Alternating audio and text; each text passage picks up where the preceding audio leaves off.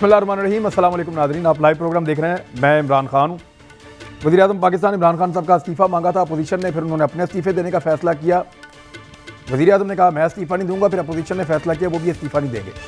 तो क्या अब अपोजिशन सेनेट का इलेक्शन लड़ने जा रही है? बड़ा अहम सवाल। और क्या PMLN भी सेनेट का इलेक्शन लड़ेगी और PMLN भी पीपल्स पार्टी की तरह असेंबलियों में आकर सामना करेगी? तो अगर यही सब कुछ करना था तो इतना शोर डालने की, कोविड-19 के दौरान लोगों को सड़कों पे निकालने की, जलसे जुलूस और रैलियां करने की, कोरोना वायरस की SOPs की खिलाफ वर्जी करने की फिर क्या ज़रूरत थी? अगर आपने यही सारा कुछ करना था तो आपने तो इस शर्त पे किया था कि सेनेट इलेक्शन कभी भी नहीं होंगे। आपने तो इस शर्त पे और इस उम्मीद के साथ किया था कि आप हुकूमत को दिसंबर में घर भेज देंगे या मैक्सिमम जनवरी तक आप भेज देंगे और ये साल इलेक्शन का साल होगा।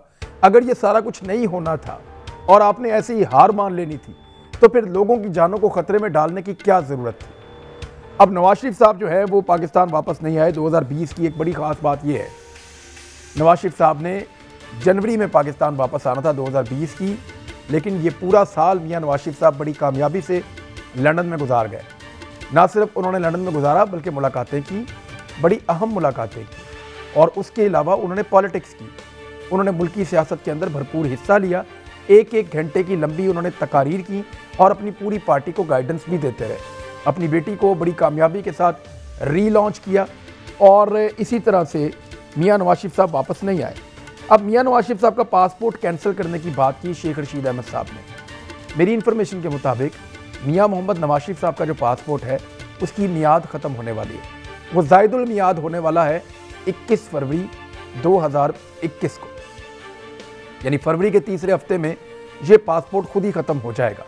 हुकूमत नया पासपोर्ट जारी ना करे तो मियां नवाज शरीफ बगैर पासपोर्ट के एक आदमी होंगे और फिर उनका वीज़ा जो है वो वैलिड नहीं रहेगा।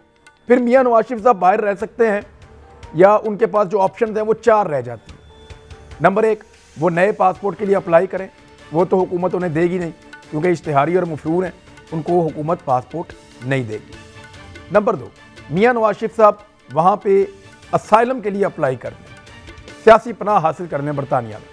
नंबर 3, मियां नवाज शरीफ साहब बरतानिया से किसी और मुल्क में मुंतकिल हो जाएं, किसी और मुल्क में चले जाएं। वहाँ से सऊदीया और कतर के बारे में कहा जाता है कि मियां साहब वहाँ जा सकते हैं।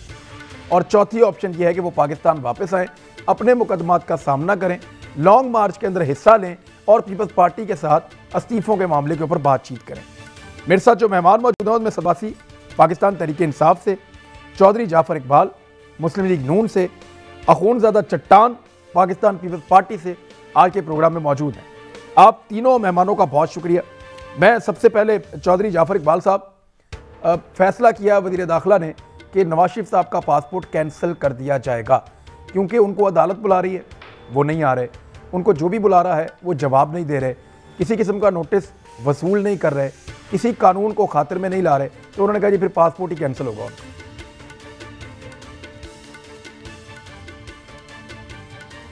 बिस्मिल्लाहिर्रहमानिर्रहीम। बहुत शुक्रिया इमरान साहब। मौजूदा वज़ीर दाखिला और साबिक वज़ीर रेलवे ने पिछले 2.5 साल में बहुत सारी बातें की और बहुत सारी उन्होंने पेशीन गोइयाँ की और कौन कितनी सच्ची साबित हुई और आइंदा क्या होगा। और दूसरी रही बात पासपोर्ट कैंसिल करने का, आज उन्होंने कहा, मैं खुद वो टिकर पढ़ के हैरान हो रहा था कि पासपोर्ट ख़त्म होना और बात है और पासपोर्ट कैंसिल होना और बात है। हाँ, हुकूमत पासपोर्ट कैंसिल करना चाहती है, जी बिस्मिल्लाह, उनके पास इख्तियार है। वो कोई ऐसी वजह इस्तेमाल करें और कोई ऐसी रीज़न दें जिस वजह से वो कैंसिल कर रहे हैं। इसी हुकूमत के वज़ीर आज़म, ये तो वज़ीर दाखिला हैं, जनाब वज़ीर आज़म ने कहा था कि मैं बोरस से रब्ता करके, बरतानिया के वज़ीर आज़म से रब्ता करके तो मैं मियां नवाज शरीफ को वापस लाऊंगा। फिर बहुत सारे इनके जो सिर्फ हैं तो मीडिया टॉक की हद तक, लेकिन उनके साथ कुछ ना कुछ और नाम लगे हुए हैं। शहजाद अकबर साहब हैं, उनके पास कोई मशीर का ओहदा है, दूसरा है, तीसरा है। उन्होंने भी कहा था कि वो बरतानिया जाएंगे और किसी अदालत का रुख करेंगे और बहुत सारी चिट्ठियाँ और कागज़ लहराए थे। वो सारी बातें तो रह गई रास्ते में। अब पासपोर्ट कैंसिल करने की वज़ीर दाखिला, तो ज़्यादा बेहतर होता कि जनाब शेख रशीद कानून कायदा इस्तेमाल करते हुए पासपोर्ट कैंसिल करते और फिर कहते कि जी ये लीजिए इस चिट्ठी और इस खत के तहत मैंने ये कैंसिल कर दिया। दरअसल इमरान साहब, हुकूमत के पास कोई एक ऐसा नहीं, वैसे काम नहीं चौधरी साहब, आपका नुक्ता बहुत ठीक है और बड़ा वैलिड है। आपका नुक्ता बड़ा वैलिड है। आप ये बताएं कि क्या अगर कोई शख्स इश्तिहारी है, अदालत उसको बुला रही है और वो नहीं आ रहा और बार बार उसको बुलाया जा रहा है इदारों की जानिब से, अदालत की जानिब से, और वो शख्स कोऑपरेट नहीं कर रहा, तो पाकिस्तान का कानून ये कहता है कि फिर उसके जो ट्रैवल डॉक्यूमेंट्स हैं, इवन उसका आईडी कार्ड, उसका पासपोर्ट, इन चीज़ों को ब्लॉक किया जाता है, कैंसिल किया जाता है और उसको रिस्ट्रिक्ट किया जाता है। तो क्या ये गैर कानूनी हरकत कर रहे हैं? अगर करते हैं तो मैंने पहली बात तो ये है कि अगर आप मेरे अल्फाज दोबारा सुन लें तो मैंने कहा कि उन्हें जो कानून कायदा दस्तयाब है उसके मुताबिक अमल करते, मैंने ये कहा है। मैंने ये नहीं कहा कि वो गैर कानूनी करने जा रहे हैं। दूसरा, ब्लॉक करना और कैंसिल करना दो अलग चीजें हैं, दोनों में बहुत फर्क है। दोनों ऑप्शंस होती हैं उनके पास। ये कि इस हुकूमत ने खुद इजाजत दी थी जी, they have all the option sir, ये सारी ऑप्शन गवर्नमेंट की होती हैं। क्या फरमाया आपने? ये सारी ऑप्शंस गवर्नमेंट की होती हैं। वो किसी चीज को ब्लॉक करना चाहें, दोबारा आपको बना करना दें। इमरान साहब, मैं कौन सा कह रहा हूं वो ना करे। मैंने तो ये कहा है हुकूमत के पास बहुत सारी ऑप्शंस हैं, चाहे वो मुर्गी को अंडा दे या अंडे को मुर्गी दे। हुकूमत के पास तो इससे लेके और LNG मंगवाए या ना मंगवाए ये भी उनका अपना इख्तियार है। PIA के जहाज उड़ने दे या ना उड़ने दे ये भी उनका इख्तियार है। मेरी पड़ी हुई गंदम 1300 रुपए वाली बाहर बेच के 3000 की खरीद लाए, ये भी उनके पास ऑप्शन है। एक वजीर 50 करोड़ का डाका दवाइयों में मारे, उसे पार्टी का जनरल सेक्रेटरी बना दे, ये भी हुकूमत के पास ऑप्शन है। दूसरा वजीर इंडिया से विटामिन मंगवा ले, उसे बाहर भिजवा दे, ये भी हुकूमत के पास ऑप्शन है। हुकूमत के पास तो इमरान साहब सारे ऑप्शन हैं और वो इस्तेमाल कर रहे हैं। कोई एक ऑप्शन बता दें जो हुकूमत का इख्तियार हो। होल्ड ऑन सर, एक सेकंड। सदाकत भाई साहब, सदाकत भाई साहब, अब ये आप 16 फरवरी को जाके आप नवाज शरीफ साहब का पासपोर्ट कैंसिल करेंगे, ये 16 फरवरी को क्यों करेंगे? करना है तो वजीर दाखिला है, कानून आज भी अपना इंप्लीमेंट हो सकता है, 16 फरवरी के बाद भी हो सकता है, तो 16 फरवरी में ऐसा खास क्या है? इमरान साहब बहुत शुक्रिया। इमरान साहब, जितनी आपने बात की कानूनी और बात की प्रोसीजर्स की बात की, मैं तो अखलाकियात की बात करता हूँ। एक आदमी जो इंतहाई बीमार थे और आप सबको और हम सबको बड़ा उन पर तरस आ रहा था, उनकी सेहत पे और उनके प्लेटलेट्स पे और उनकी पता नहीं कितने बीमारियों पे, और हम सब ने उनकी बातों पे तरस खाया और वो अदालतों से 8 हफ्तों की छुट्टी लेके बाहर गए इंतहाई ख़तरनाक, तशवीशनाक हालत में, और हम सब उनके लिए दुआएं कर रहे थे। वो आदमी वहाँ जाके मुकर गया। किसी अस्पताल में किसी एक डॉक्टर के पास किसी एक सर्जरी या ऑपरेशन या किसी एक बड़े इलाज का हमने नहीं सुना। हमने उनको देखा तो वो चहलकदमी करते देखा, उनको देखा तो पिज़्ज़ा खाते हुए देखा, उनको देखा तो कॉफ़ी पीते हुए देखा, उनको देखा तो शॉपिंग करते हुए देखा, जो नॉर्मली इंतहाई तशवीशनाक हालत वाला मरीज़ नहीं करता। और यहाँ मुल्क की अदालतें उनको इश्तिहारी करती हैं, उनके बारे में ढोल बजाते हैं, कहते हैं हमने इश्तिहार लगाने हैं, उनको मफरूर डिक्लेयर कर रहे हैं, और उनको मेरे भाई बैठ के तो इखलाकी तौर पे उनके लिए जी और उनके लिए बातें कर रहे हैं। मुझे तो समझ नहीं आ रहा क्या इखलाकियात है उस आदमी की जो पाकिस्तान के निज़ाम अदल के सामने भागा हुआ है। बाकी बातें बाद में, हुकूमत क्या कर सकती है? हुकूमत अपनी गलती पे पछता सकती है कि हमने क्यों तरस खाया उनकी ज़िंदगी की, हमें क्यों परवाह की। जिस आदमी को ना अपनी परवाह है, ना इज़्ज़त की परवाह है, ना मुल्क की परवाह है, ना उस पार्टी की परवाह है जिसको वो वहाँ से बैठ के फिर चले। अगर वो बीमार है तो वो आपने बताया घंटे घंटे तकरीरें करते हैं, वहाँ से बैठ के सियासत करते हैं, वहाँ से बैठ के वो पूरी तरह इदारों को बदनाम करते हैं, तो उनके लिए तो मैं कहता हूँ सख्त से सख्त भी हो तो सज़ा कम है।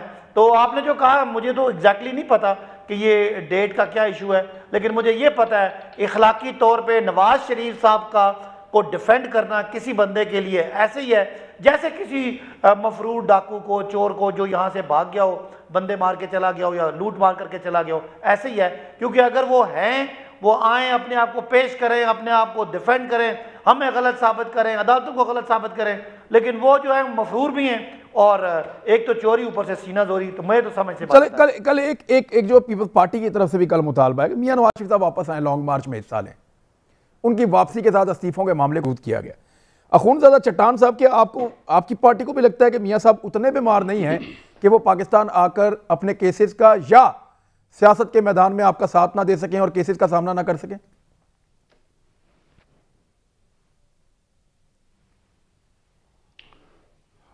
बिस्मिल्लाहिर्रहमानिर्रहीम। सबसे पहले तो आपने जो ये बात की कि कल पीपल्स पार्टी ने कहा कि नवाज शरीफ साहब मुल्क में आए और फिर हम इस्तीफ़ा देंगे, तो इस बात का मैं मुकम्मल तौर पे तरदीद करता हूँ, क्योंकि मैं ख़ुद CEC का मेंबर हूँ। मैं सेंट्रल एग्जीक्यूटिव कमेटी की मीटिंग में ख़ुद शामिल था। ठीक है। फिर जो चेयरमैन साहब स्पीच प्रेस कॉन्फ्रेंस कर रहे थे, मैं वहाँ मौजूद था। मियां साहब की वापसी की बात ही नहीं हुई जब मीटिंग होती है पाकिस्तान पीपल्स पार्टी की, इसमें जी मियां साहब की वापसी पर कोई बात नहीं हुई है। एक लफ्ज भी किसी ने नहीं कहा है। मैं पूरे पाकिस्तान के मीडिया ने रिपोर्ट किया है कि आपकी उस मीटिंग के अंदर मियां नवाज शरीफ साहब को वापस लाने पर बात हुई है।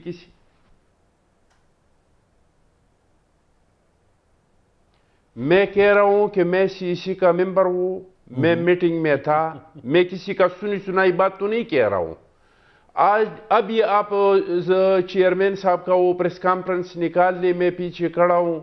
मैं 1 मिनट के लिए ना बाथरूम गया हूं, ना अपनी जगह से 5 मिनट का ब्रेक हुआ है।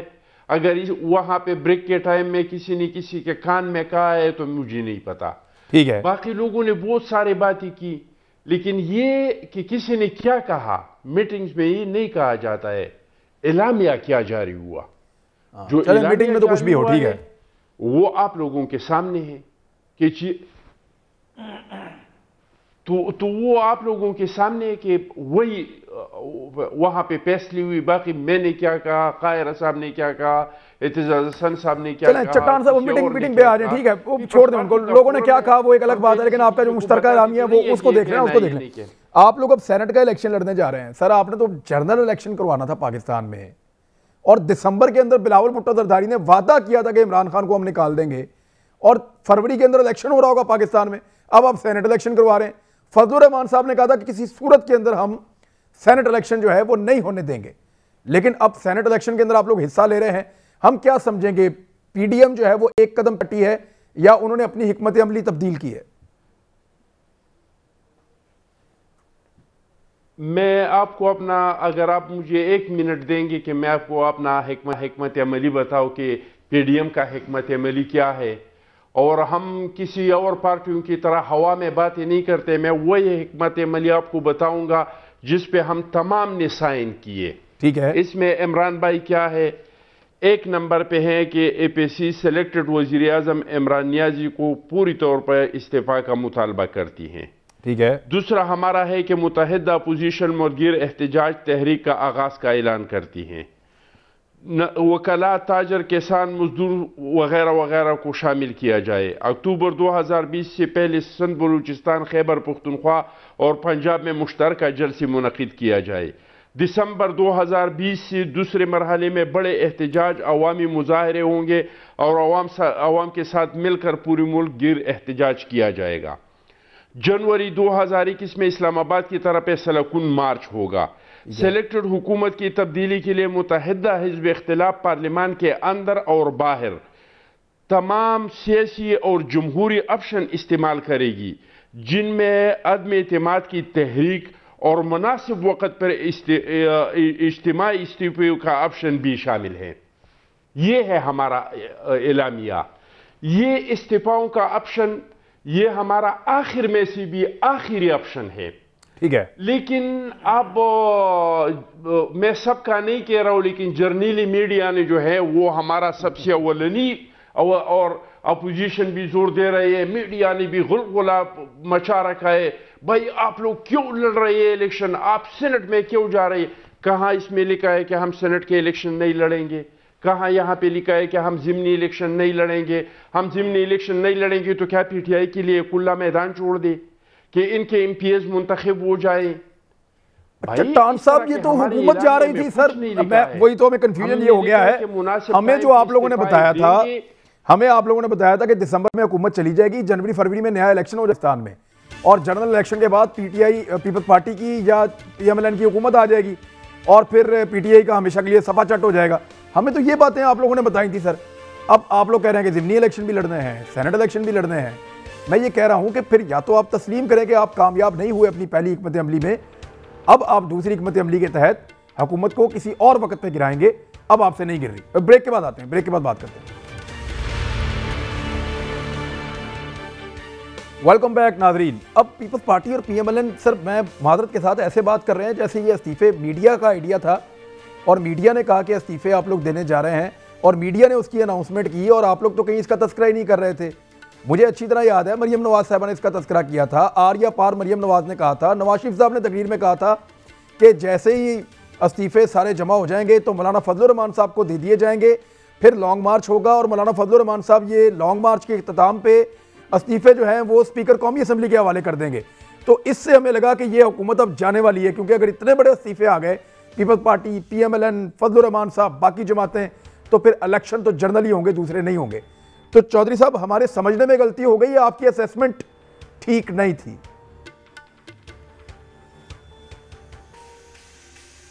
ना आपके समझने में गलती हुई है, अभी भी जो आप फरमा रहे हैं हम भी वही बात कर रहे हैं। सिर्फ ये है कि एक चीज़ को बहुत मुख्तलिफ एंगल से आप बयान करें और ख़रीदना शुरू करें, बात से बात निकालें तो बहुत सारी बातें निकलेंगी। अभी आप ही ने ये कहा है कि पीडीएम ने ये फैसला किया था, कि मियां नवाज शरीफ ने ये कहा, मरियम साहिबा ने ये कहा कि हम पार्टी क़यादत के पास इस्तीफे इकट्ठे करेंगे, मैं भी यही कह रहा हूँ, और हम मुनासिब वक्त पर जमा कराएंगे, मैं भी यही कह रहा हूँ। नहीं, मुनासिब वक्त नहीं, लॉन्ग मार्च के इख्तिताम पे जो है वो जमा कराएंगे। हाँ जी। तो जी वही ना, तो अभी लॉन्ग मार्च तो नहीं हुआ, अभी लॉन्ग मार्च तो नहीं हुआ ना। लेकिन ये गारंटीड है कि नवाज शरीफ ने जो कहा, एक सेकंड सर, एक सेकंड, ये गारंटीड है कि नवाज शरीफ साहब ने और आप लोगों ने जो फैसला किया है कि लॉन्ग मार्च के इख्तिताम पे फजलुर रहमान साहब के पास सारे इस्तीफे होंगे और वो इस्तीफे कौमी असम्बली के स्पीकर को देकर आएंगे, ये तो कंफर्म है ना? देखिए, बहुत सारी चीजें कंफर्म हैं। आज के दिन तक पीडीएम ने जितने फैसले किए हैं उनमें से किसी एक फैसले से ना पीछे हटे हैं और ना ही किसी फैसले को डिसऑन किया है। बहुत सारी अफवाहें, खबरें, वो नहीं जाएगा, वो नहीं आएगा, मिल नहीं बैठेंगे, आज तक सारे जितने फैसले किए थे उनके ऊपर अमल दरामद हुआ है। अभी तक ये फैसला था कि सारी पार्टियां अपनी अपनी क़यादत के पास अरकान इस्तीफे जमा करा दें, उसके ऊपर सारे अमल कर रहे हैं। अगला फैसला यह है कि हमने लॉन्ग मार्च करना है, हम लॉन्ग मार्च करेंगे, हम इस्तीफे देंगे, बिल्कुल हम देंगे, जिस तरह से हम फैसला करेंगे, जिस वक्त फैसला करेंगे। अभी आपने पहले कहा कि जी लग रहा था कि हुकूमत गिर जाएगी और आज हम नहीं, लग नहीं रहा था, आप दावा कर रहे थे। देखिए, आपका दावा था कि दिसंबर में गिर जाएगी, हम आज भी ये दावा कर रहे हैं। दिसंबर खत्म हो गया सर। आज भी ये दावा कर रहे हैं कि ये हुकूमत जो अपना काम नहीं कर पा रही, जो जिस मकसद के लिए, जिस मंशूर के लिए जो इनका था, उसके तहत इन्होंने इंतखाब लड़ा और आए, और इस सिलेक्टेड वजीर आजम को जिस लिए लाया गया, ये अपने वो फ़राइज़ अंजाम देने से कासिर हैं। ये कोई एक काम अमूर सल्तनत चलाने का सही नहीं कर रहे। आप खारजा पॉलिसी ले लीजिए, आप मुल्क की मईशी हालत को देख लीजिए, आप मुल्क के अंदर कारोबार और तजारत को देख लीजिए, आप किसानों को देख लीजिए, आप फसलों की पैदावार को देख लीजिए, आप बिजली को, गैस को, किसी एक चीज़ को ले लें, किसी एक चीज़ में आज तक कामयाब नहीं। तो मुल्क की जो जमातें पार्लिमान के अंदर मौजूद हैं या जिनकी नुमाइंदगी नहीं है, उनका अलायंस पीडीएम ये कहता है कि आप जब अपने मंशूर के ऊपर अमल नहीं कर पा रहे तो बराए मेहरबानी आइन और कानून में ये रास्ता दिया गया है कि जब कोई हुकूमत बंद गली के अंदर चली जाए वो इस्तीफा दे और नए इंतखाबात। सर उनको नहीं लगता ना, उनको नहीं लगता कि वो बंद गली में है, उनको लगता है वो बहुत अच्छा काम कर रहे हैं। कराया जाता है। आपको और मुझे लग सकता है कि वो बुरा काम कर रहे हैं, उनको लगता है कि वो बहुत अच्छा काम कर रहे हैं। तो आपका ऑप्शन था कि आप इस्तीफे देके उनको दीवार के साथ लगाएंगे। उनको पता चला है इमरान साहब, नहीं नहीं नहीं नहीं, बिल्कुल नहीं। पहले बुजदार साहब ने तस्लीम किया कि मैं अंडर ट्रेनिंग हूं। अब जनाब सिलेक्टेड ने कहा कि हमारी तैयारी नहीं थी, तैयारी करके आना चाहिए।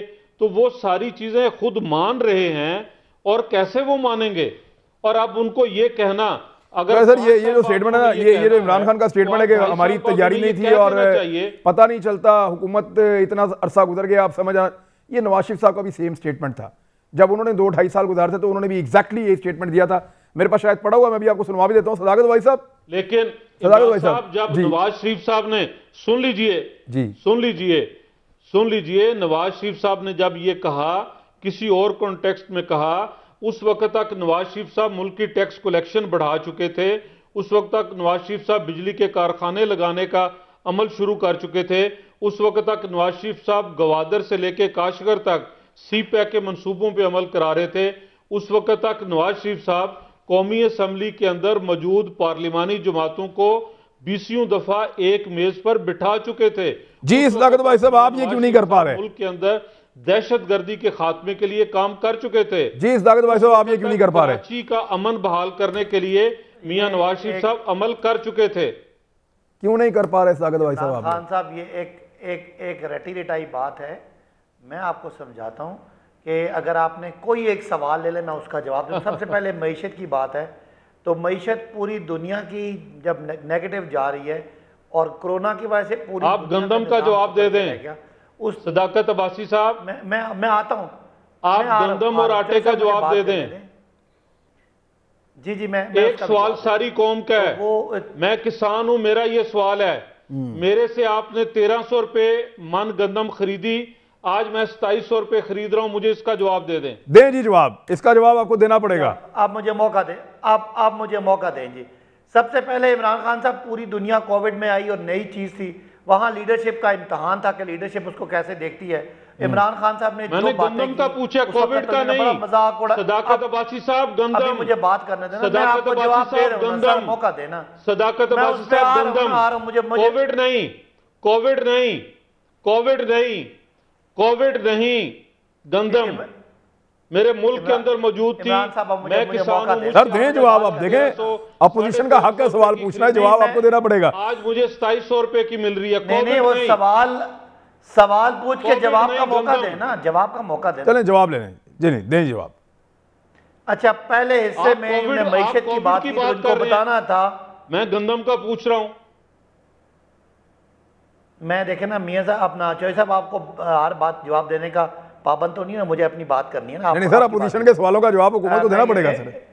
और मैं दे रहा हूं ना, हुकूमत अपनी मर्जी से जवाब देगी ना। मेरा पूरी बात पाबंद है। सदाकत आपने बात की, आप कौमी असेंबली के मेंबर हैं साहब, आपने बात की है, मैंने आपको पूरा मौका दिया मेरी बात का जवाब देने के। चलो एक मिनट रुके, एक मिनट यहाँ ब्रेक लें, वापस आके बात करते हैं हमारे साथ। ये वेलकम बैक नाजरीन। जी सदाकत भाई साहब, जवाब दे दें अब आप कि क्या हालत आपने कर दी है और जो सवालात उठाए हैं आपके लिए अपोजिशन ने, उनका अब आप जवाब दें, और गंदम वाला खास तौर पे। जी मैं गंदम से शुरू करता हूँ। ज़रूर गंदम में मिसमैनेज हुआ, और जिसका वज़ीर आज़म ने इस चीज़ का इकरार भी किया और कहा कि सख्त से सख्त सज़ा देंगे जिन लोगों ने इसको, जो लोग इसमें गंदम में। कब देंगे सज़ा? और दोनों चीज़ों की सुने ना, उसका एक प्रोसेस है। दोनों चीज़ों की कीमतें कम हुई हैं, और चीनी का तो सारा फ़ायदा जरदारी साहब और नवाज शरीफ साहब को ही गया है, लेकिन बहरहाल वो उसमें जिम्मेदारी हमारी है। अब रही बात, इन्होंने कहा कि मईशत बड़ी बुरी तरह है, तो इनको बताना है कि मईशत के बारे में एक आपका ख्याल है, एक बड़े बड़े कौमी और इंटरनेशनल इदारों का है। अगर आप स्टॉक मार्केट देखें तो वो कह रही है पाकिस्तान की मईशत बहुत मजबूत हो गई है। अगर आप मूडीज़ की रिपोर्टें देखें, अगर आप खसारे देखें, अगर आप लार्ज स्केल मैन्युफैक्चरिंग देखें, अगर आप एक्सपोर्ट देखें, अगर आप करंट अकाउंट का खसारा देखें, अगर आप टेक्सटाइल की प्रोडक्शन देखें, अगर आप टेक्सटाइल, सुन लेना आप जरा, आप मेहरबानी करें ना, आप हर दफा ना बोले। आज कितनी है? आज स्टॉक मार्केट का स्टॉक मार्केट देखी जाती, स्टॉक मार्केट का ट्रेंड देखा जाता है। जरा मुझे बात करने देना, अब इस तरह तो बात नहीं हो सकती। इमरान, आपने जो माशी इशारी है ना, 2018 में 53,000 पे मिली थी, आज 43,000 पे है ना। 2018 की 10,000 पॉइंट नीचे है। इमरान साहब इन्हें समझाएं कि ये इस तरह बात नहीं हो सर, उनके मुकाबले में आपकी तरक्की कम हुई है, वो ये आर्गुमेंट कर रहे हैं। ठीक है, आप जवाब दे लें अपना। मुझे ये बताएं ना मुझे बात करने देना, बात इसी इनको समझ नहीं आ रही भाईजान। आप मार्केट अच्छा आप बोल रहे हैं इस तरह इमरान इससे तो बात नहीं हो सकती। मैं लास्ट टाइम फिर भी बात नहीं करें और भाईजान सुन लिया ना थोड़ी देर के लिए। अच्छा, लेकिन मैं एक चीज सर, मुझे भी एक चीज अर्ज करना है। लेकिन जॉय साहब ऐसा नहीं था कि चौधरी जाफर इकबाल साहब सिर्फ ऐसा नहीं था कि 2018 में आपकी तरक्की कर गई थी। आप 5 साल का ट्रेंड पूरा बताएंगे तो फिर पता चलेगा। जी जाकिर भाई साहब, मुझे जवाब देना, ये कोई तरीका नहीं है कि आप अपनी बात करें और दरमियान में दूसरे की बात में। चलें, साकिब भाई साहब की बारी है सर, माइक उनका है ना। चौधरी साहब अब माइक उनका है ना, उनकी बारी दे दें गवर्नमेंट की। आज गंदम चोरी होगी, वजीर आजम खामोश बैठे। चलें, जवाब दें जी। आप अगर इस तरह बात करेंगे तो मैं आपके साथ कभी भी बैठूंगा नहीं। ये कोई तरीका नहीं, आप अपनी बात करने के बाद सवाल रिपीट करना शुरू कर देते हैं। इमरान खान साहब, जो मैं बात कर रहा था, स्टॉक मार्केट को पिछले 1.5 साल से देखें डूबी है। स्टॉक मार्केट इसलिए डूबी है कि वो इसहाक डार इस मुल्क के साथ धोखा करके गया था। उसने इस मुल्क की मईशत को डुबोया। 5 साल पीपल्स पार्टी की जो एक्सपोर्ट थी ना, वो 25 अरब थी। नवाज शरीफ ने डुबो दिया, कर्जों में डुबो दिया। करंट अकाउंट का 20 अरब का खसारा था। खुदा ना खास्ता अगर इस मईशत को इमरान खान ठीक ना करता तो नवाज शरीफ और इसहाक डार डुबो के चले गए थे। आपको पता ही नहीं है 20 अरब डॉलर अभी भी वो गंदुम बाहर मंगवा लेते हैं। 20 अरब डॉलर का खसारा अगर आज 0 पे हो गया है। 53,000 पे हो तो मईशत डूबी है। मईशत दान से पूछे कि 20 अरब डॉलर का खसारे का मतलब क्या होता है। 2300 अरब का खसारा था। बिजली नवाज शरीफ ने मुआहदे किए, सारे महंगे मुआहदे किए।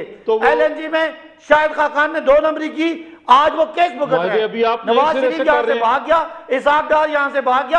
आप कौन सी बातें कर रहे हैं? सदाकत अब्बासी साहब अभी 2 महीने। अच्छा जाकिर भाई साहब, आप मुझे ये बताएं कि आपने शाहिद खाकान अब्बासी साहब का नाम ECL से क्यों निकाल रहे हैं? आप मुझे बताएं कि सदाकत अब्बासी साहब, आप कह रहे हैं कि शाहिद खाकान अब्बासी ने बहुत गलत किया, आप उनका नाम ECL से क्यों निकाल, बताएं। पहली बात इनको समझाना है, बिजली इनको समझना पड़ेगा कि बिजली के सारे महंगे मंसूबे नवाज शरीफ साहब ने किए, जिसके बदले में वो लंदन के फ्लैट बने कमीशन से। मुल्क को आज हम कैपेसिटी पे हमने मुआहदे किए हैं, आज हमने कोई वादा नहीं किया। नए सिरे से मुआहदे किए हैं, वो सारे मुआहदे रीनिगोशिएट हो रहे हैं, लेकिन हमारी मजबूरी है चौधरी जाफर साहब, हमारी मजबूरी है कि वो सारे महंगे मंसूबे। वैसे वो जो मुआहदे है ना, मैं एक मिनट सर, विंड के जो ना उनके मुआहदे चौधरी जाफर साहब मैं आपको भिजवा दूंगा, उनको जरा आप भी स्टडी कर लें। मैंने उनको स्टडी किया है। कुछ मंसूबे ऐसे हैं जो पिछले दौरे हुकूमत में महंगे लग रहे थे और इस दौरे हुकूमत में उसी कैपेसिटी के वही मंसूबे कुछ कम कीमत पे लगे हैं। मैं आपको शेयर कर दूंगा, इस पर दोबारा डिबेट कर लेंगे। सारे IPPs महंगे मंसूबों को रिवाइज करने के लिए तैयार हैं। वो जो करप्शन ज़्यादा मुआहदे थे उनकी वजह से आज मुल्क में। चलें, अब मुझे अखूनज़ादा चट्टान साहब से एक बात पूछनी है। अखूनज़ादा चट्टान साहब की पॉलिटिकल मूवमेंट है, अब आप जा रहे हैं उस डायरेक्शन में जो एग्जैक्टली पीपल्स पार्टी का तरीकाकार है। ताजरों के पास जाओ, मजदूरों के पास जाओ, किसानों के पास जाओ, यूनियन के पास जाओ, उनके साथ बात करो, मोमेंटम बनाओ। ये मोमेंटम आप किस तरफ लेकर जाएंगे? लॉन्ग मार्च कब तक एक्सपेक्ट किया जाए?